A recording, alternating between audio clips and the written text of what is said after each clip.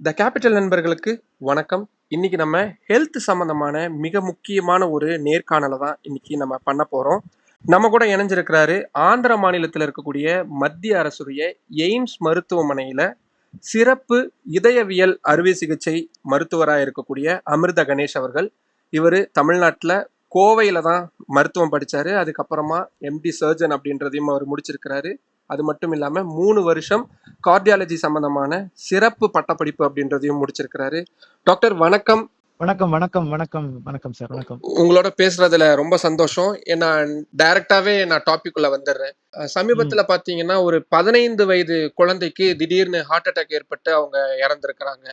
School reopen ஆனப்போ ஒரு 14 வயது பையன் ஸ்கூல்ல கொண்டு போய் அவங்க அப்பா விடுறப்போ ஸ்கூல் வாசல்லையே சுருண்டு விழுந்து இறந்திருக்கிறான்.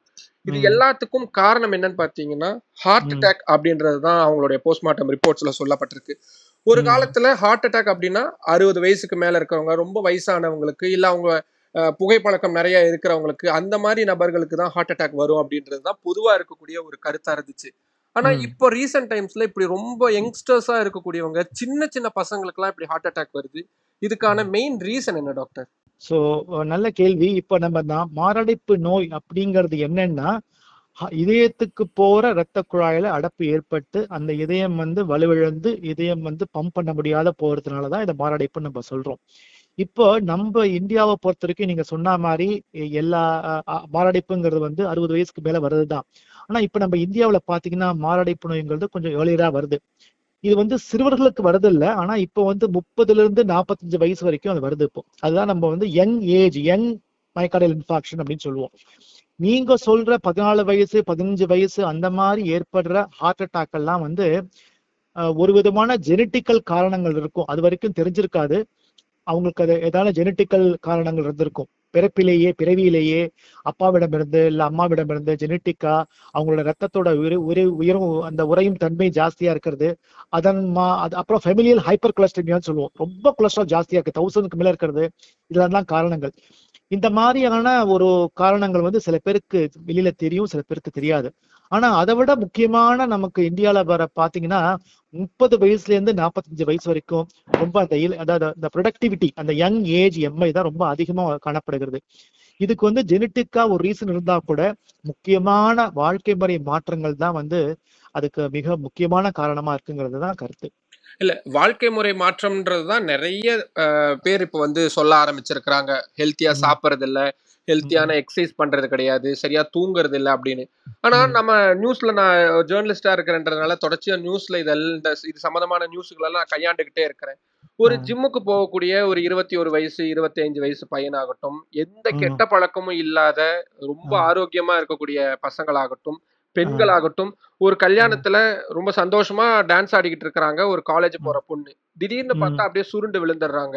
அவங்களுக்கு அப்படியான ஒரு ஒரு ஒரு கெட்ட பழக்கம் அப்படின்றது இருக்கிறதோ, இல்ல நீங்க சொல்ற மாதிரி ஓவர் ஒபிசிட்டியா இருக்கிறதோ, அவங்க உடல் பருமன் அதிகமா இருக்கிறது, அது மாதிரி இருக்கிறதுக்கான வாய்ப்பு அப்படின்றது ரொம்ப ரொம்ப குறைவா தான் இருக்கும். ஆனா அப்படி இருக்கும் பொழுது கூட, இப்ப இந்த சின்ன குழந்தைங்க அவங்களுக்குன்னா கூட சரி, ஓகே, அவங்களோட அப்பா அம்மா கிட்ட இருந்து வந்திருக்கலாம், ஜெனட்டிக்கல் ரீசன்ஸ் இருக்கலாம் அப்படின்னு. ஆனா அந்த எண்ணிக்கை அப்படின்றது ரொம்ப அதிகமா இருக்குது. அப்போ கடந்த காலங்கள்லயும் அது தெரியாம இருந்ததா? இல்ல இப்போ ஒருவேளை சோசியல் மீடியால அதெல்லாம் நிறைய வந்துட்டதுனால அது அதிகமா இருக்கு. அது என்ன ரீசன் டாக்டர்? கண்டிப்பா. நீங்க பாதி காரணங்கள் நீங்களே சொல்லிட்டீங்க. இப்ப நம்ம பாப்புலேஷன் அதிகமா இருக்கிறதுனால இப்ப நீங்க போய் இப்ப நீங்க ஒரு குடும்பத்திலயும் நீங்க போய் கேளுங்க. அந்த குடும்பத்துல யாராவது சின்ன வயசுக்காரங்க சடனா இறந்திருப்பாங்க. சோ இந்த சடனா இறக்குறது ஜெனட்டிக்கலி ப்ரிடிஸ்போஸ்ட் ஹார்ட் அட்டாக்ங்கிறது சின்ன வயசுலயே நிறைய குடும்பங்கள்ல இருந்ததுதான். இப்ப மீடியா நிறைய இருக்கு, நல்ல பாப்புலேஷன் எக்ஸ்ப்ளோஷன் நிறைய இருக்கிறதுனால நிறைய தெரியுது. கம்மிங் டு நீங்க சொல்றது 20 வயசு 21 வயசு பெண்கள்லாம் ஆடிட்டு இருக்கும் போது சடனா காலமாறுது, சடனா அப்படியே கொலாப்ஸ் ஆகிறதுக்கு ரீசன் சில நேரங்கள்ல நமக்கு நம்ம ஹார்ட்டை இயக்குற அந்த எலக்ட்ரிசிட்டின்னு சொல்லுவோம், அரித்மியான்னு சொல்லுவோம். திடீர்னு ஹார்ட்ல வென்ட்ரிகுலர் டக்கிகார்டியான்னு சொல்லுவோம். திடீர்னு வேகமா துடிக்க ஆரம்பிக்கும். அதுக்கு ஒரு காரணங்கள் என்னன்னா அந்த அதுவும் ஜெனட்டிக்கலி ப்ரீடிஸ்போஸ் சில இண்டிவிஜுவல்ஸ் இருக்கும், அந்த ஃபேமிலிலேயே இருக்கும். பாத்தீங்கன்னா அவங்களுடைய பெரியப்பா பசங்க யாரானே இல்ல அப்பாவுடைய கூட பிறந்தவங்க யாரானு இறந்து போயிருப்பாங்க. அதான் ஜெனட்டிக்கலி ப்ரிடிஸ்போஸ் அரித்மியாஸ்ன்னு சொல்லுவோம். அதுக்கெல்லாம் தான் காரணம் டக்குன்னு கொலாப்ஸ் ஆகுது. இது ஹார்ட் அட்டாக் வகை கிடையாது. இதை நம்ம சில நேரங்கள்ல ப்ரெடிக்ட் பண்ண முடியாது. சில பேருக்கு இந்த ஹைப்பர்ட்ரோபிக் கார்டியோமியோபதின்னு சொல்லுவோம். சின்ன வயசுல இருந்தே அந்த ஹார்ட்டோட மசில் ரொம்ப திக்கா இருக்கும். அவங்களுக்கு சில பேருக்கு தெரியும், சில பேருக்கு தெரியாது. ஸோ இப்ப இந்த விஷயங்கள்லாம் கண்டுபிடிக்கிறது தான் என்ன பண்றோம்னா, இப்போ ஒரு அடல்ட்டுக்கு வந்து இந்த ஹைப்பர்ட்ரோபிக் கார்டியோமயோபதி இருக்கு, இல்ல இந்த மாதிரி அரித்மோஜெனிக் பொட்டன்ஷியல்ஸ் இருக்குனாக்க அவங்க ஃபேமிலி ஃபுல்லா ஸ்கிரீன் பண்ணி அதை தடுக்கிறதுக்கான வழிகளை பண்ணிட்டு இருக்கோம். அதுதான் இந்த மாதிரி சின்ன வயசுல வரக்கூடிய காரணங்கள். இல்ல அது எப்படி டாக்டர்? என்ன மாரியான அ அ வழிமுறைகள் அப்படின்றது பின்பற்றப்படும்? இப்ப நீங்க ஃபேமிலில இருக்கக்கூடிய எல்லாரையும் பண்ணணும் அப்படின்னா, நம்ம ஊர்ல பார்த்தீங்கன்னா, அது பத்தின விழிப்புணர்வுகள் அப்படின்றது கிடையாது. இன்னுமே ஹாஸ்பிட்டலுக்கு போமாட்டேன், நான் ஊசி போட்டுக்க மாட்டேன், ஸ்கேன் எடுக்க போமாட்டேன். இப்ப எப்படி போலீஸ் ஸ்டேஷன் வாசலுக்கு, கோர்ட்டுக்கு போமாட்டேன்னு சொல்லக்கூடியவங்க பெரும்பாலானவங்க இருக்காங்களோ, கிட்டத்தட்ட இந்த ஹாஸ்பிட்டல் போறதும் அப்படியே தான். முடிஞ்ச வரைக்கும் அவங்க வீட்ல இருக்கக்கூடிய ரெமிடீஸ் தான் அவங்க ஃபாலோ பண்ணுவாங்க. அப்போ இது இது எப்படி வந்து யார் யாரு பண்ணணும்? இதுக்கு எதுவும் வழிமுறைகள் அப்படின்றது இருக்கா? இல்ல இந்த மாரியான சிம்ப்டம்ஸ் இருக்கக்கூடியவங்கலாம் வந்து நீங்க போய் உடனே ட்ரீட்மெண்ட் பார்த்துக்கணும். இல்ல எல்லாருமே கம்பல்சரியா பார்க்கணும். இல்ல பிறக்கும்போதே குழந்தைகள இப்படி பார்க்கணும். இல்ல ஒரு குறிப்பிட்ட வயசுக்கு அப்புறம் இதெல்லாம் வந்து செக் பண்ணி இந்த மாரி டெஸ்ட்லாம் பண்ணி பார்க்கணும். அப்படின்ற மாரியான ஏதேனும் விஷயங்கள் இருக்கா? அப்படின்னு மாதிரி கைடன்ஸ் கிடையாது. ஆனா இப்ப நீங்க பாத்தீங்கன்னா, இப்ப வந்து இந்த மீடியாலாம் வந்ததுக்கு அப்புறம் உங்களை மாதிரி எல்லாம் அந்த பரப்புறதுக்கு அப்புறம் இந்த கிராமத்திலயும் வந்து விழிப்புணர்வு ஜாஸ்தியா இருக்குன்னு தான் நான் சொல்லுவேன். என்னுடைய கருத்து இது. பிகாஸ் இப்ப நான் நிறைய பேர் கிராமத்துல இருந்து வந்து நாங்க செக் பண்ணிக்கிறோம் டாக்டர், எங்களுக்கு செக் பண்ணுங்க, எங்களுக்கு சின்ன வயசுலயே எங்க எங்க தாத்தாக்கு உடம்பு இருந்தது, அதனால எங்க செக் பண்ணிக்கோங்க அப்படின்னு நிறைய பேர் இப்ப வராங்க. ஆனா இப்ப நீங்க பாத்தீங்கன்னா, அந்த ஃபேமிலியில யாருக்கான சின்ன வயசுல இறந்து போயிருந்தாங்கன்னா, இல்ல அப்பாவுக்கு சின்ன வயசுலயே ஹார்ட் அட்டாக் வந்திருந்தது, இல்ல அம்மாவுக்கு சின்ன வயசுலயே ஹார்ட் அட்டாக் வந்திருந்ததுன்னா, அவங்க எல்லாம் வந்து 20-25 வயசுலயே செக் பண்ணிக்க ஆரம்பிக்கிறது நல்லது. அவங்களுடைய வாழ்க்கை முறைகளை மாற்றுறது நல்லது. மத்தபடி அந்த அந்த ஃபேமிலியில ஏதான சடனா இந்த மாதிரி நடந்திருக்கனாலே எல்லாருமே சின்ன வயசுல இருந்து செக் பண்ணிக்கிறது நல்லது. ஓகே. அதுக்காக பிறவில இருந்து செக் பண்ணிக்கணும்னு அவசியம் கிடையாது. சிம்டம்ஸ் இருந்ததுன்னா மெஜாரிட்டி ஆஃப் தீஸ் பேஷன்ஸ் வந்து ஏதோ ஒரு சிம்டம்ஸ் காமிச்சு கொடுக்கும் அவங்களுக்கு. அதாவது அவங்களுக்கு ஒரு படபடப்பு இருக்கும், இல்ல மற்ற பிள்ளைகளோட விளையாட முடியாதபடி ஒரு மூச்சு வாங்குறது இருக்கும். சில நேரங்கள்ல இதை பேரண்ட்ஸ் கண்டுக்கிறது இல்லை, அப்படிங்கறதுனால வர பிரச்சனைகள் தான். ஓகே. இப்போ நீங்க இந்த சிம்ப்டம்ஸ் அப்படின்றப்பதான் இப்ப சினிமால காட்டுறதாகட்டும், இல்ல பொதுவா பேசக்கூடிய விஷயங்கள்ல தோள்பட்டையில வலி இருக்கு அப்படின்னா, அது வந்து ஹார்ட் அட்டாக்கான சிம்ப்டம்ஸ். ரொம்ப அதிகமா முதுகு வலிக்குது, இல்ல ரொம்ப வியர்த்து கொட்டுது அப்படின்ற மாரியான விஷயங்கள் தான் வந்து சிம்ப்டம்ஸா சொல்றாங்க. இத தாண்டி ஏன்னா இது வந்து காமனா ஜெனரலா இருக்கக்கூடியது. இப்ப இந்த தோள்பட்டை வலி வர்றது அன்னைக்கு ஏதாவது ஒர்க் அவுட் பண்ணியிருக்கலாம். இல்ல வேற ஏதாவது அவங்க பேக் தூக்கிட்டு போனதுனாலயோ, இல்ல வேலை அதிகமா இருந்ததுனாலயோ யாருக்கு வேணாலும் அது வரலாம். இப்ப இந்த முதுகு வலி அப்படின்றதெல்லாம் இப்ப இருக்கக்கூடிய காலகட்டத்துல தூங்குற பொசிஷன்ல இருந்து எல்லாத்துக்குமே வித்தியாசப்படக்கூடியது. இப்ப இதெல்லாம் தாண்டி வேற எதுவும் ஸ்பெசிபிக்கான சிம்டம்ஸ் இந்த சிம்டம்ஸ் இருந்துச்சுன்னா எக்காரணத்தை கொண்டு தவிர்க்கவே கூடாது. இது கண்டிப்பா வந்து ஹார்ட் அட்டாக்கான இல்ல ஹார்ட் சம்பந்தமான நோய் இருக்கிறதுக்கான அறிகுறி தான் அப்படின்னு ஏதாவது ஸ்பெசிஃபைடான ஏதாவது சிம்டம்ஸ் இருக்கா டாக்டர்? இது மிக நல்ல கேள்வி. இதுக்கு வந்து கொஞ்சம் எலாபரேட்டா பதில் சொல்றேன். பிகாஸ் எங்க வாத்தியார் சொல்லுவாரு, ஒரு வியாதி நமக்கு வரும்போது அது போய் புக்க படிச்சுட்டு வராது.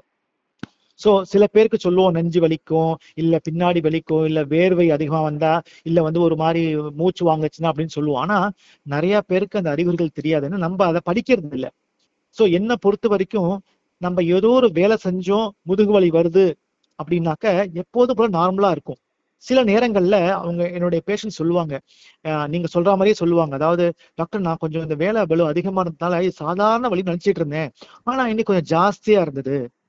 சோ இன்னைக்கு கொஞ்சம் ஜாஸ்தியா இருந்ததுன்னு ஃபீல் பண்ணா அவங்க டாக்டர் பாக்குறது நல்லது. பிகாஸ் புக்ல போட்டிருக்கிற மாதிரி இதுதான் செஸ்ட் பெயினுக்குள்ள இதுதான் அறிகுறின்னு கிடையாது. எங்க வாத்தியார் சொல்ற மாதிரி தாடைக்கு கீழே தொப்புளுக்கு மேல எந்த வலியும் மாரடைப்பு நோயா இருக்கலாம்.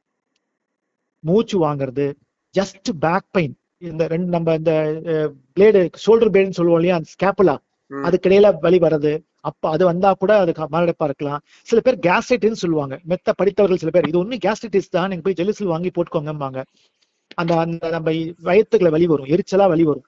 சோ அந்த எரிச்சல் இருக்கும்போது நம்ம என்ன சொல்லுவோம், கேஸ்ட்ரைட்டிஸ், இன்னைக்கு ஏதோ கேஸ் ப்ராப்ளம் எனக்கு, மத்தியானம் நான் வந்து நான்வெஜ் சாப்பிட்டேன் அப்படின்னு சொல்லி இதை பண்ணுவோம். அது கடைசியில் நான்வெஜ்ஜா இருக்காது, அந்த கேஸ்ட்ரைட்டிஸா இருக்காது.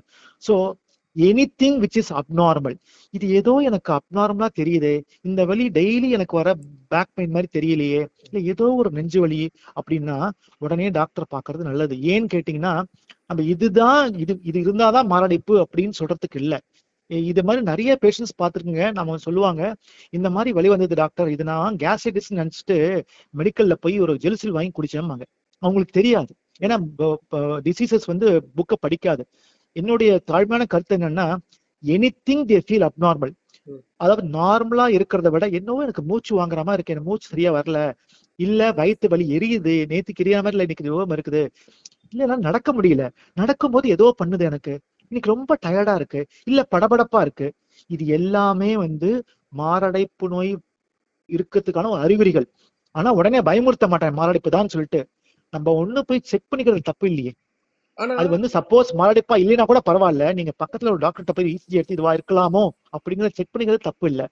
rather than presuming இது இருக்கிறதுக்கு வாய்ப்பு இல்ல அப்படிங்கறதுனால. அதனால இதுதான் சிம்டம் அப்படின்னு சொல்ல முடியாது. இப்போ நீங்க பாத்தீங்கன்னா மாரடைப்பு நோயில வந்து எல்லாரும் வந்து நெஞ்சு வலின்னு வர மாட்டாங்க.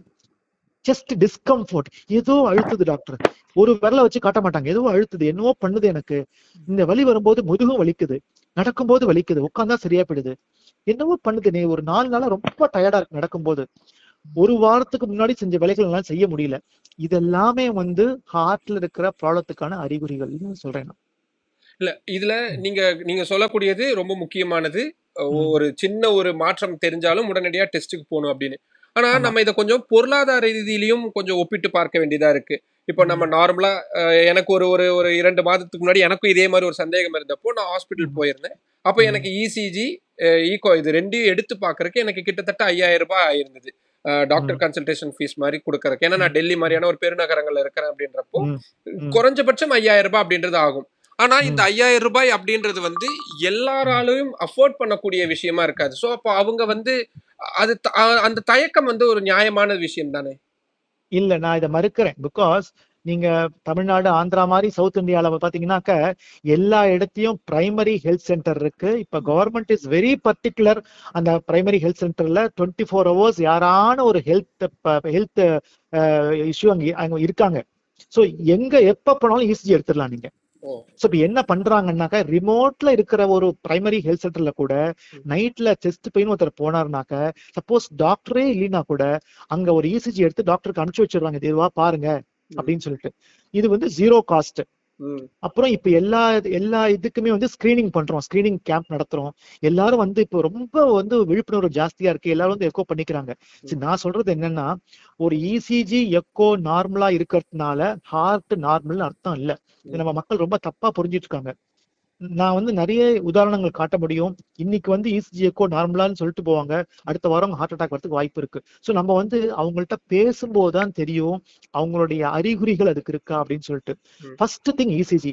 இசிஜில வந்து நிச்சயமா அவருக்கு இப்ப ஹார்ட் அட்டாக் இல்லை அப்படின்னு தெரிஞ்சிடும். ம். அப்போ வந்து நமக்கு பேஷண்ட் இல்ல, நெஞ்சு வலி இருக்குது அப்படின்னு சொன்னாக்க அந்த பிரைமரி ஹெல்த் சென்டர்ல கூடி ஒரு சின்ன பெட் வச்சிருப்பாங்க, ம். ஒரு 2 ஹவர்ஸ் அப்சர்வேஷன் வச்சிருப்பாங்க. 2 ஹவர்ஸ் கழிச்சு இன்னொரு இசிஜி எடுப்பாங்க. இதுக்கு ஒன்றும் பணம் கிடையாது. ம். அந்த 2 ஹவர்ஸ் கழிச்சு பார்த்துட்டு, இல்லைங்க அந்த இசிஜிக்கும் இதுக்கு ஒன்றும் இன்னும் சேஞ்சஸ் கிடையாது, இது ஹார்ட் அட்டாக்கான இருக்கிறதுக்கான வாய்ப்புகள் இல்லை, ம். அப்படி இருந்ததுனாக்க இந்த ஹாஸ்பிட்டலுக்கு நீங்க போயிடுங்க. ம். சோ அதனால இப்ப எல்லா பிரைமரி ஹெல்த் சென்டர்ஸ்லயும் யார் well equipped with ECG. Very good. ஒரு ஹெல்த் ப்ரொஃபஷனல் யாரானு இருக்காங்க கண்டிப்பா. ம். சோ அதனால வந்து அதை மிஸ் பண்றதுக்கு வாய்ப்பு இல்லை. நம்ம மக்கள் வந்து தப்பா எடுத்துக்கிறாங்க. நிறைய பேர் நான் கிராமத்துல பார்த்திருக்கேன், ம். இது எனக்கு கேஸ்ட்ரிக் வெளின்னு சொல்லிட்டு ம். பை த டைம் அவங்க ஹாஸ்பிட்டலுக்கு வரும்போது சிவியர் ஹார்ட் அட்டாக்கா வராங்க. இப்ப இதுல இருந்தே எனக்கு இன்னொரு கேள்வியும் என்ன எழுதுனா, இப்ப ம். நீங்க சொல்றீங்க, இப்போ இசிஜி எடுத்தாலும் சரி, ஈகோ எடுத்தாலும் சரி, அதுல இருக்கக்கூடியது கன்ஃபார்மா ம். சொல்ல முடியாது அப்படின்னு. இப்போ ஆமா. திடீர்னு வீட்ல நம்ம இருக்கிறோம். ஒரு ம். ஒரு ஹார்ட் வலிக்கிற மாரி இருக்கு. இல்ல ஒரு ஹார்ட் அட்டாக் வந்துருச்சு அப்படின்னு கூட வச்சுக்கலாமே. ம். ம். உடனடியா நம்ம என்ன பிரிகாஷனரி எடுக்கணும்? இப்ப நம்ம வீட்டு கை வைத்தியம் அப்படின்றது வந்து ஏதாவது இருக்கா? ஏன்னா ஹாஸ்பிட்டலுக்கு எப்படி ஒரு ஒரு ஒரு 5 நிமிடம் ஆகலாம், 10 நிமிடம் ஆகலாம். நான் ஆ. பார்த்த வரைக்கும் மருத்துவர்கள் சொல்லக்கூடிய விஷயம் வந்து, ஹார்ட் ம். அட்டாக் வருதுன்னா, ஒரு வினாடி அப்படின்றது வந்து பொன்னானது. அது வந்து ஆமா. கோல்டுக்கு சமமானது ஆமா. அப்படின்றத சொல்லுவாங்க. அப்போ ஒரு ஹாஸ்பிட்டலுக்கு திடீர்னு நைட் ஒரு 2 மணிக்கு வருது அப்படின்னா, அந்த நேரத்துல ஒரு டாக்ஸி அரேஞ்ச் பண்ணியோ, இல்ல வேற எதையாவது வச்சு கொண்டு ம். போறதுக்கு டைம் ஆகும். ஒரு 10, ம். 15 நிமிடங்களாவது ஆகும். அந்த ம். இன் பிட்வீன் கேப்ல ஏதாவது வீட்ல பண்ண முடியுமா? ஏதாவது வாய்ப்பு இருக்கா அதுக்கு? இதுக்கு வந்து ரொம்ப ஒரு ஒரு இது வந்து ரொம்ப கஷ்டமான ஒரு கேள்வி. பிகாஸ் இது மாரடைப்புன்னு தெரியாம நீங்க வந்து மாத்திரைகளை சாப்பிட முடியாது. ம். சோ நம்ம கம்யூனிட்டில சில கருத்துக்கள் இருக்கு. சில டாக்டர் சொல்லுவாங்க, நீங்க ஒரு பேக் வச்சுக்கோங்க, ம். ஆஸ்பிரின், குளோபிடோகிரல், அட்டோராஸ்டாட்டின் ஒரு பேக் வாங்கி வச்சுக்கோங்க. உங்களுக்கு மாரடைப்பு வந்துருச்சுற மாதிரி தோணுச்சுனாக்க அதை அப்படியே எடுத்து போட்டுக்கோங்க அப்படின்னு சொல்லுவாங்க. சில பேர் வந்து நாக்கு கடியில வச்சுக்கிற மாத்திரை வச்சுக்கோங்க அப்படின்னு சொல்லுவாங்க. இப்ப அதெல்லாம் என்ன பொறுத்த வரைக்கும் ஆஸ் அ கார்டியாலஜிஸ்ட் இந்த நாக்கு கடியில வைக்கிற மாத்திரைகள்லாம் தவிர்க்கணும். பிகாஸ் சில ஹார்ட் அட்டாக் வந்து உங்களோட பிபி குறையும். இந்த நாக்கு கடியில மாத்திரை வச்சீங்கன்னா இன்னும் குறைஞ்சிரும். ஓ. பட் இந்த ஆஸ்பிரின், குளோபடோகிரல், அட்ரோவாஸ்டாட்டின் வச்சிருந்தீங்கன்னா போடலாம். பட் எல்லாரும் அதை வீட்டுல வச்சிருப்பாங்க அப்படிங்கறது வந்து என்னால சொல்ல முடியல. என்ன இது ஒரு பெருசு, அதனால வந்து இன்னைக்கு இது இருந்ததுன்னா நீங்க போட்டுக்கலாம். இல்ல இப்போ ஒருவேளை இப்ப இந்த மாத்திரை இப்ப நம்ம ஊர்ல உங்களுக்கு தெரியும், தலைவலிக்கும் ஒரு மாத்திரை வச்சிருப்பாங்க, கேஸ்ட்ரிக்குன்னு அவங்களா ஒரு மாத்திரை வந்து வீட்டுல வச்சிருப்பாங்க. இப்போ இந்த மாதிரி சுயமா அவங்களாவே மாத்திரை எடுக்கிறதுக்கான வாய்ப்பு இருக்கும் பொழுது, இப்ப திடீர்னு வந்து இப்ப கேஸ்ட்ரிக்குக்காகவே அவங்களுக்கு ஒருவேளை நெஞ்சு பக்கம் பாரமா இருக்குன்னா, அப்ப இந்த மாத்திரைகளை அவங்க வந்து அவங்களாவே போட்டுக்கிறாங்க. தொடர்ச்சியா அதை போட்டுக்கிட்டே இருக்கிறாங்கன்னு வச்சுக்கோங்களேன். ஹாஸ்பிட்டல் போறது தவிர்க்கிறத விட்டுட்டு, இப்ப இந்த மாத்திரை போட்டா அவங்களுக்கு ஒரு மாதிரி ரிலீஃப் கிடைக்குது அப்படின்றதுக்காக அதை ரெகுலரைஸ் பிராக்டிஸா பண்றாங்கன்னா, அது என்ன மாதிரியான சைடு எஃபெக்ட்ஸ் ஏற்படுத்தும்? நான் தவிர்க்கிறது நல்லதுன்னு சொல்லுவேன். பிகாஸ் கேஸ்ட்ரைட்டிஸ் இன்னும் அதிகம் தான் படுத்துமே தவிர இதை நான் ரொம்ப டிஸ்கரேஜ் பண்ணிடுவேன். வீட்டுல இங்க எடுத்துக்காதீங்க. உங்களுக்கு என்ன பிரச்சனை இருந்தாலும் பக்கத்துல இப்ப நிறைய ஹாஸ்பிட்டல் பக்கத்துலயே இருக்கு. அதனால நான் கூடிய வரைக்கும் இதை வந்து என்ன மக்கள் வந்து தப்பா புரிஞ்சுக்கிறாங்க நம்ம சொல்றத. இப்படி பண்ணுங்க, இந்த மாத்திரை எடுத்துக்கோங்க அப்படின்னு சொன்னா தப்பா புரிஞ்சுக்கிறாங்க. ஒரு சமீபத்துல நம்ம ஐயா நம்ம கேஜி ஹாஸ்பிட்டல் கோயம்புத்தூர் அவருக்கு கூட நான் எல்லாரும் பரப்பினார். ஒரு பாக்கெட்ல ஒரு ஆஸ்பிரின், குளோபடோகிரல், அட்ரோவாஸ்டாட்டின் இந்த 3 மாத்திரைகள் தான். ஒரு மாரடைப்பு நோய் வந்துருச்சுனாக்கா ஒரு எமர்ஜென்சிக்கு டக்குன்னு இருந்தா இதை போட்டுக்கலாம். பிகாஸ் ஒண்ணு வந்து கொலஸ்ட்ராலை கண்ட்ரோல் பண்ணக்கூடிய ஒரு மாத்திரை, மிச்சம் 2ம் அந்த ரத்தம் உறையும் தன்மையை குறைக்கிற மாத்திரை. சோ அது வந்து இருந்ததுன்னா டக்குன்னு நீங்க போட்டுக்கலாம். பட் ஆனா அது தெரியாது நமக்கு, எல்லார் வீட்லயும் இருக்குமா இல்லையான்னு தெரியாது. அது மாரடைப்புன்னு தெரியாம ஃபர்ஸ்ட் எய்டுங்கிறது பெருசா ஒன்னும் வீட்டுல பண்றதுக்கு ஒன்னும் இல்லை. பிகாஸ் வந்து ஆபத்துல முடியலாம் அந்த மாதிரி நம்ம சொல்லும் போது. அதனால என்னுடைய பர்சனல் ஒப்பீனியன், என்னுடைய தாழ்மையான கருத்து என்னன்னா, அதுக்கு ஒரு கம்ஃபர்டபுளான ஒரு பதில் என்கிட்ட இல்ல. சீக்கிரமா பக்கத்துல எங்கான ஹாஸ்பிட்டலுக்கு போறது நல்லது. அதனால எல்லாம் ஹெல்ப் கூப்பிடுறது நல்லது. ஓகே. இன்னொரு மிக முக்கியமான கேள்வி என்ன எழுதுனா, இப்ப இந்த மாதிரி ஹார்ட் அட்டாக் வந்துரும். அவங்களாவே இப்ப நான் சோசியல் மீடியால நிறைய பேர் போடுறப்போ எனக்கு எல்லாம் அப்படி வந்துச்சுன்னா, நான் டக்குன்னு பைக் எடுத்துட்டு நானே ஹாஸ்பிட்டல் போயிருவேன். நானே காரை ஓட்டிட்டு ஹாஸ்பிட்டல் போயிருவேன். இல்ல எனக்கு பக்கத்து நடந்து போற தூரத்துல தான் இருக்கு, நானே நடந்து போய் ஹாஸ்பிட்டல் போய் அட்மிட் ஆயிருவேன். இந்த மாதிரி தயாரா இருப்பேன் எப்பவுமே அப்படின்னுவாங்க. உண்மையுமே ஒருத்தவங்களுக்கு மாரடைப்பு வருது, இல்ல அதுக்கான அறிகுறிகள் தெரியுது அப்படின்னா, அவங்களாவே இப்படி செல்ஃப் டிரைவ் பண்றது, இல்ல அவங்களாவே நடந்து போறது அட்வைசபிளா?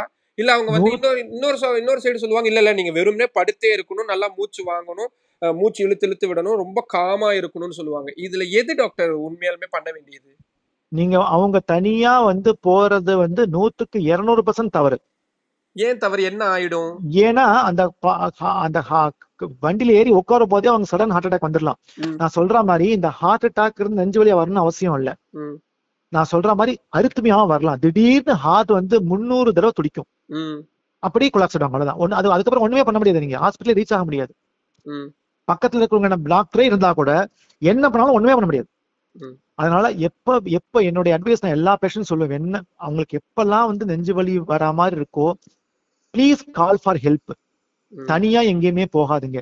இழுத்து மூச்சு விடும். எஸ், சம்டைம்ஸ் இந்த படபடப்பு இருக்கும்போது இழுத்து நீங்க மூச்சு விட்டீங்கன்னா கொஞ்சம் ஆறுதலா இருக்கும், நல்ல ஆக்சிஜன் கிடைக்குங்கிறது உண்மை. பட் கண்டிப்பா வந்து அவங்களாவே வண்டியிலயோ அவங்களாவே கார்லயோ 100% தவிர்க்கணும். அதை 100ல 2 பேருக்கு சடனா அந்த மாதிரி கொலாப்ஸ் ஆகிறதுக்கான வாய்ப்பு இருக்கு. இப்ப அவங்க காரையோ இல்லது 2 வீலரோ ஓட்டிட்டு போகும்போது ஆபத்து அவங்களுக்கு மட்டும் இல்ல, ரோட்ல போற எல்லாருக்குமே ஆபத்து. நீங்க நிறைய இன்சிடென்ட் பார்த்திருப்பீங்க. ரீசெண்டா டிரைவர் வந்து எப்படி வந்து பஸ் நிறுத்தினாங்க அப்படிங்கிறது. அதனால ஹார்ட் அட்டாக்னு அறிகுறின்னு அவங்க நினைச்சாங்கனாக்க உடனே கால் ஃபார் ஹெல்ப். ஓகே. அதே மாதிரி இன்னொரு முக்கியமான விஷயம் என்னன்னா, இப்போ இந்த ஹார்ட் அட்டாக் வருது, அதெல்லாம் நம்ம ஒரு பக்கம் வச்சாலும் கூட இன்னொரு பக்கம் இத வராம தடுக்கிறதுக்கான வாய்ப்பு இருக்கா? ஏன்னா நம்ம முதல்லயே பேசின மாதிரிதான், நல்ல ஒரு ஹெல்த்தி கண்டிஷன்ல இருக்கக்கூடியவங்களுக்கும் வருது, ஜெனட்டிக் ரீசன்ஸும் இருக்கு, இல்ல தாறுமாறா இருப்பாங்க. இப்ப என்னோட ப்ரொஃபசர், காலேஜ்ல என்னோட ப்ரொஃபசர் பாத்தீங்கன்னா, அவரு ரொம்ப ஜாலியான ஆளு. அவரு டெய்லியும் ட்ரிங்க்ஸ் எடுத்துக்கக்கூடிய ஆள் தான். ஆனா அவரு நடப்பாரு. ஒரு நாளைக்கு ஒரு 10 கிலோமீட்டர் 20 கிலோமீட்டர் நடக்கக்கூடிய ஒரு நபர். நல்ல ஆரோக்கியமா தான் இருந்தாரு. இப்பவும் அவர் இருக்கக்கூடிய இன்னும் நல்ல ஆரோக்கியத்தோட தான் இருக்கிறாரு. இது வரதும் வராம தடுக்கிறதும் அப்படின்றதுதான் ரொம்ப முக்கியமானது. அது மதில் மேல் இருக்கக்கூடிய பூனை மாதிரி இருக்கு. இப்ப இதை வராம தடுக்கிறதுக்கு என்ன பண்ணணும் டாக்டர்? இப்போ வராம தடுக்கிறதுக்கு மெயின் காரணம் வந்து நம்ம வந்து வாழ்க்கை முறையை கண்டிப்பா மாத்திக்கணுங்க. இதுல என்ன ஒரே ஒரு விஷயம்னா, இப்ப எங்க டாக்டர் கம்யூனிட்டிலே பாத்தீங்கன்னா, இல்ல எங்கேயுமே இப்பெல்லாம் வாட்ஸ்அப் இருக்கு. இப்ப போன வாரத்துக்கு முந்தின வாரம் பாண்டிச்சேரியில ஒரு டாக்டர், சென்னையில ஒரு டாக்டர், 2 பேரும் கார்டியாலஜிஸ்ட், 2 பேரும் 40 வயசு இறந்து போயிட்டாங்க. சடன் கார்டியாக்ல இறந்து போயிட்டாங்க. இப்போ உடனே வாட்ஸ்அப்ல வந்து மெசேஜஸ் குழியும். ம், ஐயோ நம்ம எல்லாம் பாருங்க இப்ப நம்ம உடம்ப பாத்துக்கணும், இட்ஸ் ஹை டைம் சொல்லிட்டு ஒரு 10 பேர் ஜிம் எல்லாம் சேருவாங்க. ம், உடனே 10 நாளைக்கு சாப்பாடெல்லாம் மாத்துவாங்க. அது 10 நாளைக்கு தான். இப்ப நம்ம என்ன பண்ண மறந்துடுறோம்னா, ஒரு தடவையும் அந்த ஒரு சம்பவம் நடக்கும்போது அந்த சம்பவத்தை 10 நாளைக்கு மட்டும்தான் நினைவுல வச்சுக்கிறோம். அதுக்கப்புறம் மறந்துடுறோம் நம்ம. ம், சோ இதுதான் என்னுடைய கருத்தா இருக்கு. இப்போ வந்து என்னுடைய ரொம்ப அதுக்காக ரொம்ப நான் வந்து பாடுபட்டுட்டு இருக்கேன். இந்த இந்த கருத்தை எப்படியா நிலைநிறுத்தணும். கன்சிஸ்டன்சி, சஸ்டைனபிலிட்டி தான் ரொம்ப ரொம்ப இம்பார்ட்டன்ட். ம், அதுக்கு நம்ம இந்த பேஷண்ட்டை முதல்ல உணர வைக்கணும். அது ம், அதனுடைய முதல் படியா இந்த ஹார்ட் அட்டாக் வந்தவங்க எல்லாம் நான் கூப்பிட்டு இந்த மாதிரி வந்ததுக்கு இல்லையா எல்லாருக்கும் அட்வைஸ் பண்ணுங்க. இப்ப அவங்க சொல்றத கேட்பாங்க. ம், அவங்க மூலமா பரப்பது இதெல்லாம் நீங்க வாழ்க்கை முறையை மாத்திக்கோங்க. இது முக்கியம். சோ அதனால இந்த வாழ்க்கை முறை மாற்றங்களை சொல்றது மட்டும் பிரயோஜனமே கிடையாது. ம், நம்ம மக்கள் 10 நாளைக்கு ஃபாலோ பண்ணிட்டு மறந்துடுறாங்க. இன்னொரு காரணம் இருக்கு இதுல. உதாரணத்துக்கு ஒரு சின்ன ஒரு 35 வயசு ஐடில ஒர்க் பண்றாரு. அவருக்கு பிபி இருக்கு. இது சம்பவம் நடந்தது. ம், அவருக்கு பிபி இருக்கு. நான் சொன்னேன் உங்களுக்கு பிபி இருக்கு, நான் செக் பண்ணலாம் பார்த்துட்டு மாத்திரை எடுத்துக்கணும்னு சொன்னேன். அவர் வந்து ஒரு வாரத்துக்கு மாத்திரை எடுத்துட்டு அப்புறம் ஸ்டாப் பண்ணிட்டாரு. ம், என்னன்னு கேட்டதுக்கு, டாக்டர் எனக்கு ஒண்ணுமே சிம்டமே இல்ல, நல்லா தான் இருந்தேன். ம். இப்போ பிபி இருந்தா கிடினஸ் இருக்கும்ல அப்படின்னு. இது ரொம்ப தவறான ஒரு கருத்து. 100ல 95 பேருக்கு பிபி இருக்கிறவங்களுக்கு ஒண்ணுமே சிம்டமே தெரியாது. இப்ப எல்லாரும் நினைச்சிட்டு இருப்பாங்க பிபி இருந்தா நம்ம தலைவலி வரும், பிபி இருந்தா ஒரு மாதிரி மயக்கம் வரும், பிபி இருந்தா தலை சுத்தல் வரும். கிடையவே கிடையாது. 5% தான் அது. அந்த மாத்திரை நிறுத்திடுவாங்க. அவர் என்ன என்ன ஆச்சுன்னாக்கா அந்த மாத்திரையை நிறுத்திட்டு 2 வாரங்களுக்கு பிறகு ஸ்ட்ரோக்கோட வந்தார். ஒரு கை கால் விளங்காம வந்தார். சோ அது ரொம்ப ரொம்ப முக்கியமானது. சோ நம்ம இளைஞர்கள் வந்து முதல்ல வாழ்க்கை முறை மாற்றங்கள் தேவை அப்படிங்கறத புரிஞ்சுக்கணும். இது எனக்கு ரொம்ப படிச்சது. நான் எப்பன்னா ஒரு 5 வருஷத்துக்கு முன்னாடி ஒரு ஒரு கோர்ஸ் படிக்கும் போது இதுல வந்து யூஎஸ்ல வந்து 2 டீன் ஆர்னிஷ் எஸ்எல்ஸ்டின்னு 2 பேர் இருக்காங்க. ம். அவங்க இந்த மாரடைப்பை வந்து எப்படியான் மாற்ற முடியுமான்னு பார்த்தாங்க. அப்படி பார்க்கும்போது இந்த வாழ்க்கை முறை மாற்றங்களை கடைப்பிடிச்சு ஒரு 15 பேருக்கு ஆன்ஜியோகிராம் அதே டெஸ்ட் பிளாக் இருக்கிற அதே டெஸ்ட்டை ரிப்பீட் பண்ணி பார்த்த போது அந்த பிளாக் நிறைய பேருக்கு நிவர்த்தியா இருந்தது. சோ வாழ்க்கை முறை மாற்றங்கள் அந்த அடைப்பை ஃபர்தரா ப்ராக்ரஸ் ஆகிறதுக்கு மட்டும் பயன்படாது. அதை அடைப்பை நீக்க கூட பயன்படும். Reverse the disease.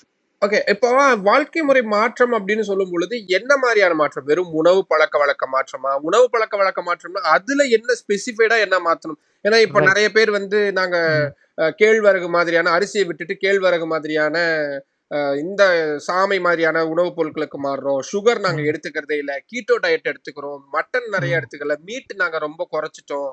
வெறும் ஆர்கானிக் ஃபுட்ஸ் மட்டும் எடுத்துக்கிறோம் அப்படின்னு ஃபுட்ல நெறைய விஷயங்கள் பண்ணிக்கிட்டு இருக்காங்க. இன்னொரு பக்கம் ஸ்லீப்பிங் ஹேபிட்டுக்காக அவங்க எக்சர்சைஸ் பண்றது, நல்லா தூங்கணும் அப்படின்றதுக்காக நல்லா சாஃப்ட்டான பெட்டுங்க போடுறது, தலகாணி வச்சு படுக்கிறது அப்படின்ற மாரியான விஷயங்கள்லாம் பண்றாங்க. சோ வாழ்க்கை முறை மாற்றம் அப்படின்னா என்ன பண்ணணும் டாக்டர்? இப்ப ஸ்பெசிஃபிக்கா? நான் சொல்றது வந்து நீங்க சொன்னதெல்லாம் வந்து சஸ்டைனபிலிட்டி, நிலைத்தன்மையோட கடைபிடிக்கணும். அதுதான். இப்ப ம், 4 நாள் கடைபிடிச்சிட்டு விட்டுறக்கூடாது. ம், இப்ப 4 நாள் கடைபிடிச்சிட்டு 5வது நாள் 6வது நாள் நீங்க எராட்டிக்கா இருந்தீங்கன்னா உங்களுக்கு திருப்பி ஹார்ட் அட்டாக் வரும். சோ நான் எப்ப என் பேஷண்ட் சொல்வேன், உங்களுடைய ஹார்ட் உங்க கையில் இருக்கு. ம், 5 பழக்கங்கள். ஒண்ணு வந்து உணவு முறை, 2வது எக்ஸசைஸ், 3வது ஸ்லீப், 4வது பழக்க வழக்கங்கள் ஸ்மோக்கிங், ஆல்கஹால், 5வது ஸ்ட்ரெஸ். இது 5 தான் உங்க வாழ்க்கை உங்க கையில இருக்கு. இது 5ஐயும் மாற்ற முடியும். Each one contributes to heart attack equally. இப்ப நம்ம ஃபுட் பத்தி வருவோம். ஃபுட் பத்தி வந்தாங்கன்னா இப்ப எந்த மீடியால போய் பாத்தீங்கன்னாலும் எங்க ஃபுட் இது வந்து ப்ரூவ்டு, கீட்டோ டயட், பாலியோ டயட், அந்த டயட் இந்த டயட் எல்லாம் சொல்லுவாங்க.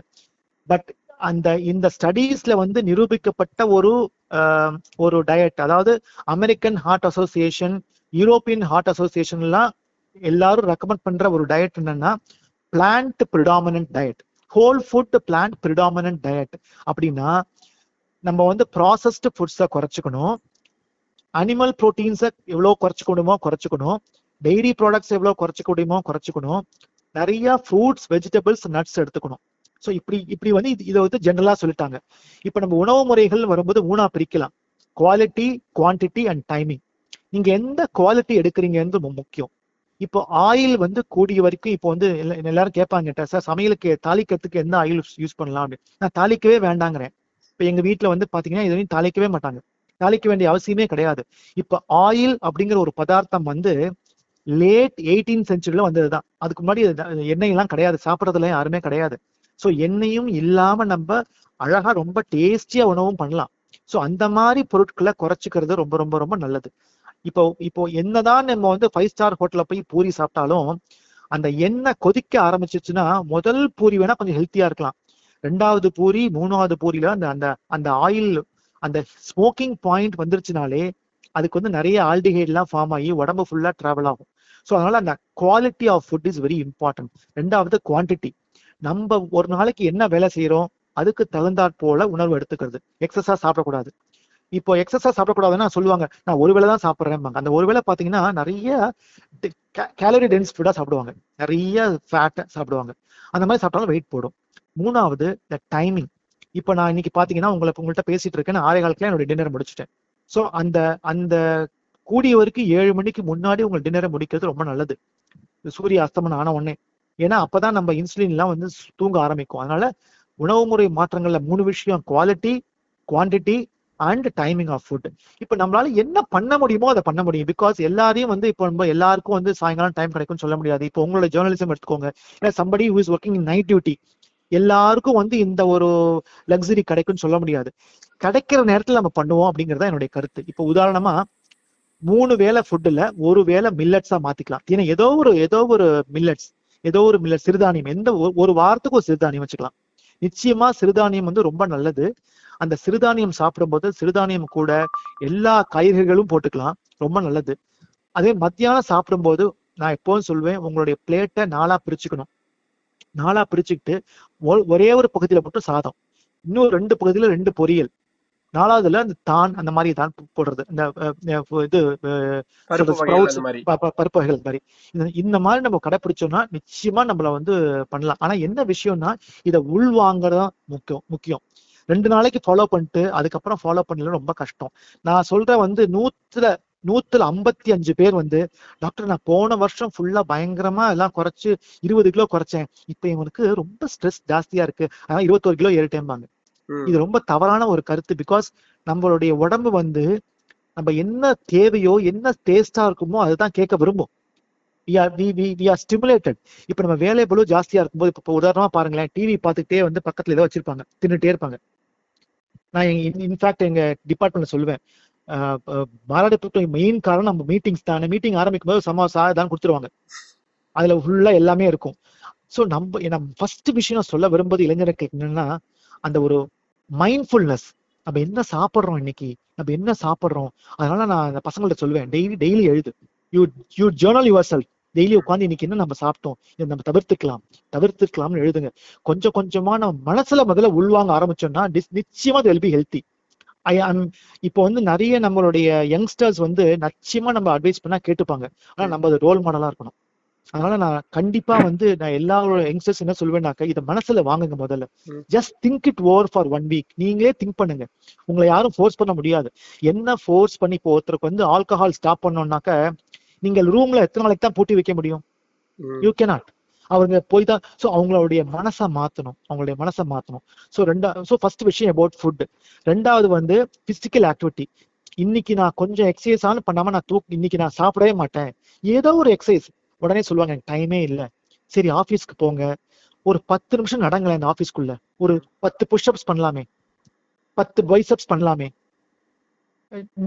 அந்த மாதிரி சின்ன எக்ஸசைஸ் நமக்கு கிடைக்கிற ஒரு 5 நிமிஷம் வாய்ப்பையும் வந்து அந்த எக்ஸசைஸ்க்காக பயன்படுத்திப்போம் அப்படிங்கிறது ரொம்ப முக்கியம். ஒரு நாளைக்கு குறைந்தபட்சம் எவ்வளவு நேரம் டாக்டர் எக்ஸசைஸ் பண்ணணும்? நிறைய பேர் ரொம்ப எக்ஸசைஸ்வா 2 மணி நேரம் பண்றோம், 3 மணி நேரம் பண்றோம்னுவாங்க. ஒரு நாளைக்கு ஒரு ஐடியலா ஒரு ஒரு ஒரு ஒரு 30 வயசுல இருந்து ஒரு 45 வயசு இருக்கக்கூடியவங்களுக்கு தான் அதிகமா ஹார்ட் அட்டாக் வருதுன்றீங்க. அப்ப அவங்க ஒரு நாளைக்கு குறைந்தபட்சம் எவ்வளவு நேரம் அவங்க வந்து ஒரு வாக்கிங் ஆகட்டும் ஏதாவது ஒரு விஷயத்துக்கு எவ்வளவு நேரம் ஸ்பெண்ட் பண்ணணும்? மினிமம் நான் கேட்கறேன். ஒரு வாரத்துக்கு 150 இருந்து 300 நிமிடங்கள். இப்போ வந்து அதுக்கு அதிகமா பண்ணா பெனிஃபிட் இருக்கு, ரொம்ப அதிகமா பண்ணாலும் பெனிஃபிட் இல்ல. பட் நிச்சயமா 150 நிமிடங்கள் பண்ணணும். அதாவது ஒரு வாரத்துக்கு நீங்க சொல்றீங்க? ஆமா. அப்போ ஒரு நாளைக்கு வந்து ஓகே, அது டிவைட் பண்ணிக்கலாம். சப்போஸ் இன்னைக்கு நாள half an hour முடியல, நாளைக்கு ஒரு 60 மினிட்ஸா பண்ணலாம், தப்பு கிடையாது. ஆனா ஒரு வாரம் சேர்த்து வச்சு பண்ண வேண்டியது இல்ல. பட் டெய்லி என்ன பொறுத்திருக்கு, டெய்லி 10 நிமிஷமா அட்லீஸ்ட் 10 நிமிஷம். இன்னைக்கு 10 நிமிஷம் கிடைக்காத என்ன, நீங்க காலம்பரை எந்திரிச்சு நீங்க அந்த உங்களுடைய செல்ல நீங்க ரீல்ஸ் நோண்ட டைம் பாத்தீங்கன்னா 15 நிமிஷம் ஆயிடும். இது நம்ம இது ஏன் சொல்றேன்னா, நமக்கு தெரியாமே டைம் போயிடும்.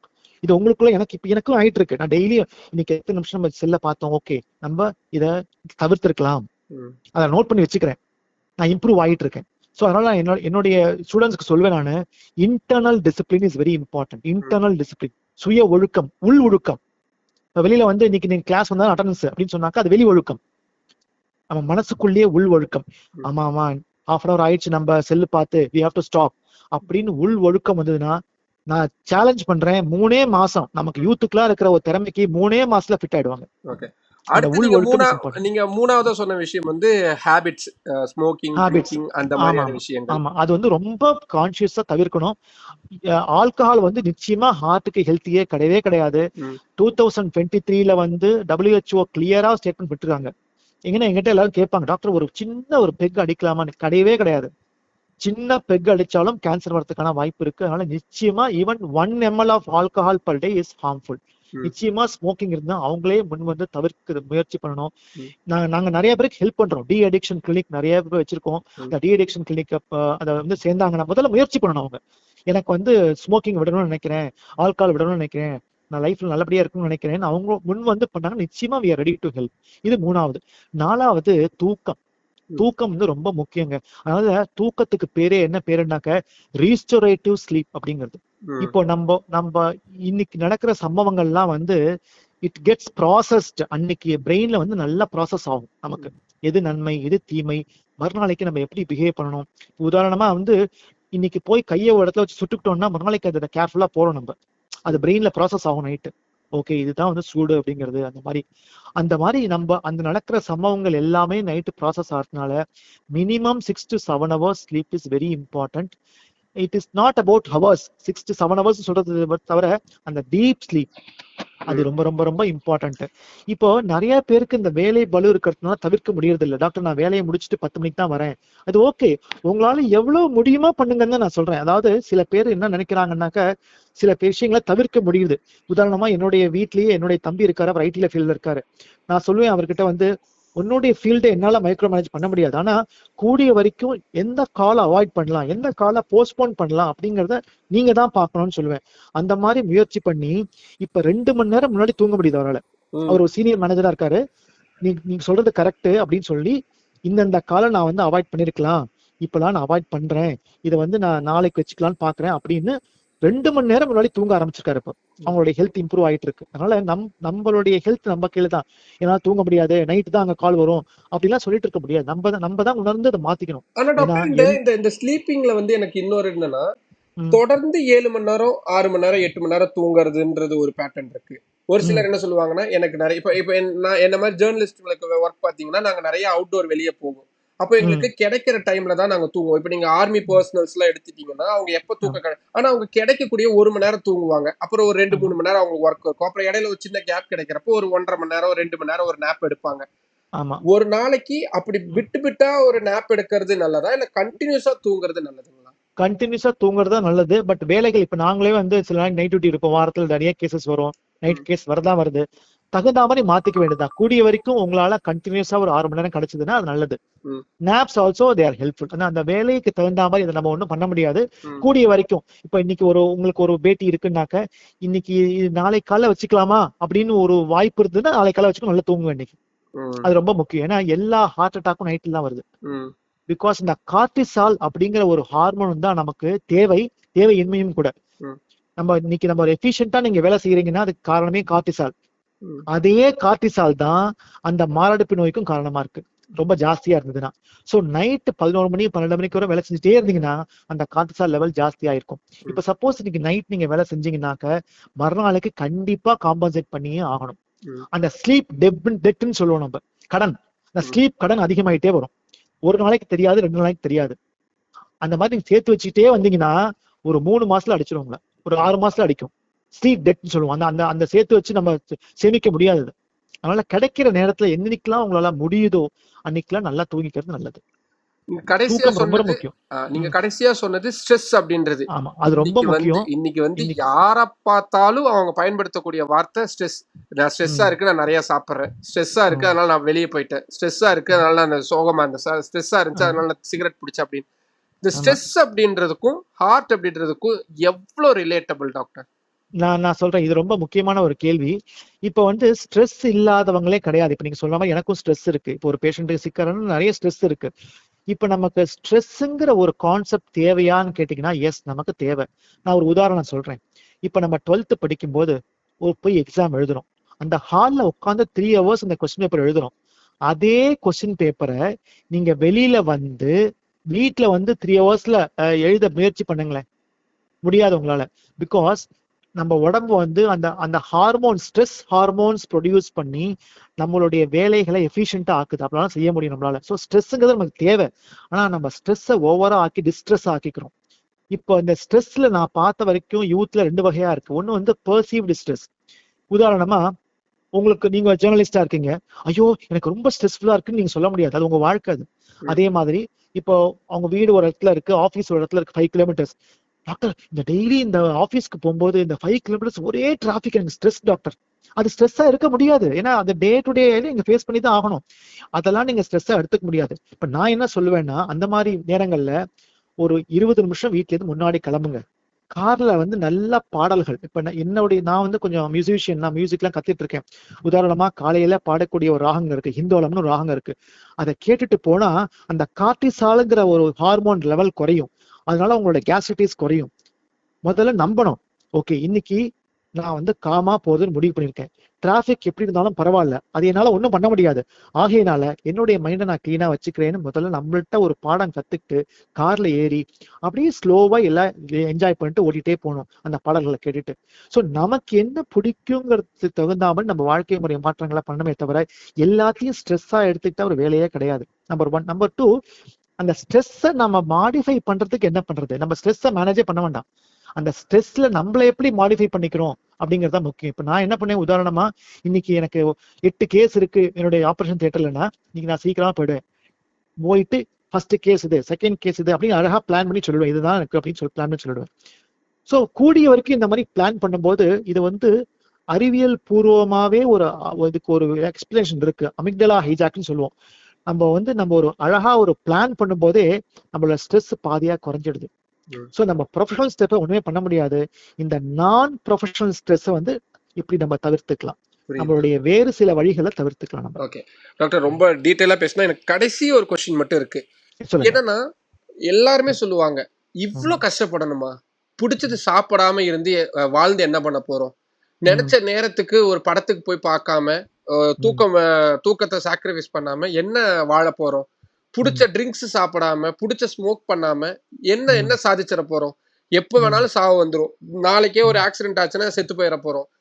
இந்த சின்ன ஒரு லைஃப்ல எதுக்காக இவ்ளோ ஹெல்த் கான்சியஸா இருந்து என்னத்தை சாதிக்க போறோம், இருக்கிற வரைக்கும் இருந்துட்டு போவோமே அப்படின்னு சொல்லக்கூடியவங்களுடைய கவுண்ட் வந்து இன்னைக்கு ரொம்ப ரொம்ப அதிகம்.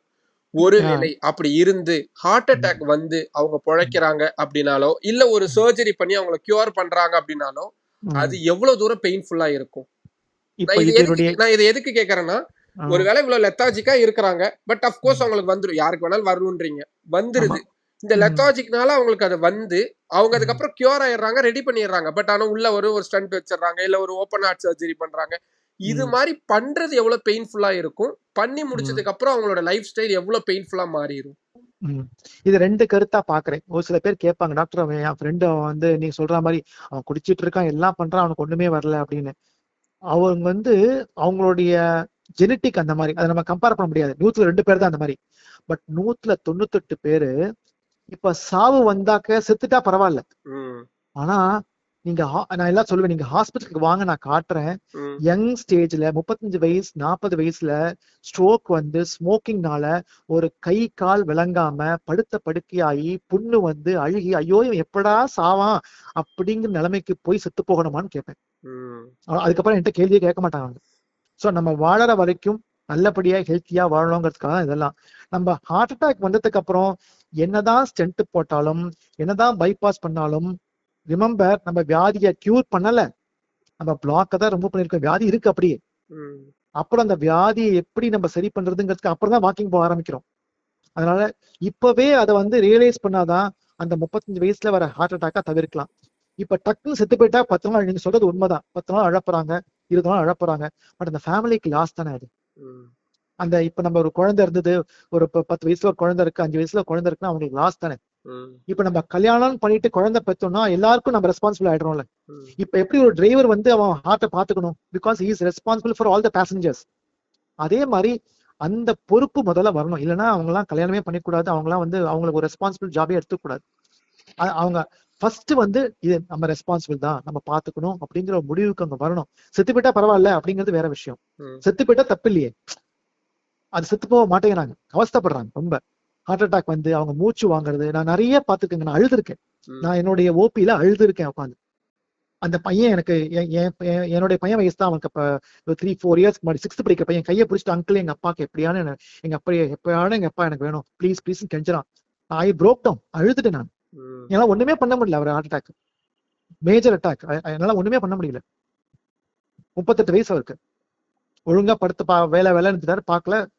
Sugar, அன்கண்ட்ரோல் sugar, smoking. ஸோ அதனால எல்லாரும் வந்து அந்த ஸ்டேஜ்லயே நம்ம கண்ட்ரோல் பண்ணிக்கிறது தான் ரொம்ப முக்கியம்.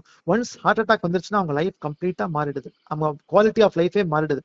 அப்ப கொஞ்சமா என்ன ஆயிடும், அவங்க குடும்பத்தாரே அவங்கள வந்து வெறுக்க ஆரம்பிப்பாங்க. நாங்க இப்பெல்லாம் பேசுற விஷயம் என்னன்னா, அந்த அட்டெண்டர்ஸோட பர்ன்ட் அவுட்.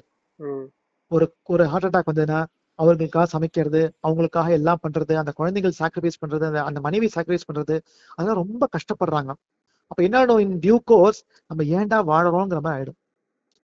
அந்த மாதிரி நிலைமை வந்து அவங்கள்ட்ட ஹாஸ்பிட்டல்ல கூப்பிட்டு காமிச்சாதான் அவங்க ரியலைஸ் பண்ணுவாங்க. இந்த மாதிரி நிறைய சொல்லியிருக்கேன் கதைகள். இந்த கேள்வியை கேட்ப உடனே ஓரளவுக்கு அவங்க புரிச்சுப்பாங்கன்னு வச்சுக்கோங்களேன், ஓரளவுக்கு புரிஞ்சுப்பாங்க. ஸோ இந்த விஷயத்தை நம்ம வந்து நம்ம யூத் வந்து ரியலைஸ் பண்ணணும். செத்து போயிட்டா பரவாயில்ல, அது யாருமே நம்ம எல்லாரும் 150 வயசு வாழ போறது கிடையாது. But the quality of life is very very important than the quantity of life. புரியுது டாக்டர். நீங்க இந்த பதில், இந்த புரிதல் வந்து மக்களுக்கு வேணும் அப்படின்றதுக்காக தான் உங்ககிட்ட இந்த இன்டர்வியூக்கே நான் ஃபிக்ஸ் பண்ணியிருந்தேன். அஃப்கோர்ஸ் நிறைய முக்கியமான விஷயம் இந்த காலகட்டத்துக்கு, இப்போ நம்ம இருக்கக்கூடிய இந்த சொசைட்டிக்கு ரொம்ப ரொம்ப அத்தியாவசியமா, ரொம்ப தேவைப்படக்கூடிய, ரொம்ப விழிப்புணர்வு ஏற்படுத்தக்கூடிய ரொம்ப நிறைய தகவல்களை ரொம்ப ஆதாரப்பூர்வமா நீங்க பகிர்ந்துட்டு இருக்கிறீங்க. ஒரு நாளைக்கு ஆயிரக்கணக்கான பேஷண்ட்ஸை நீங்க கையாளக்கூடிய ஒரு நபர் இந்த நேரத்தை எங்களுக்காக ஒதுக்குனை இவ்வளவு முக்கியமான தகவல்களை எங்க கூட பகிர்ந்துகிட்டது நன்றி. உங்களுடைய வருங்கால கனவுகளும் எண்ணங்களும் ஈடேற ரொம்ப ரொம்ப நன்றி டாக்டர். வாழ்த்துக்களும் கூட உங்களுக்கு. மிக்க நன்றி, மிக்க நன்றி. ஹானர்ட். தேங்க்யூ சோ மச் ஒரு ஆப்பர்ச்சுனிட்டிக்கு. Thanks a lot doctor. மற்றும் ஒரு நேர்காணலில் சந்திக்கலாம். நன்றி நேயர்களே.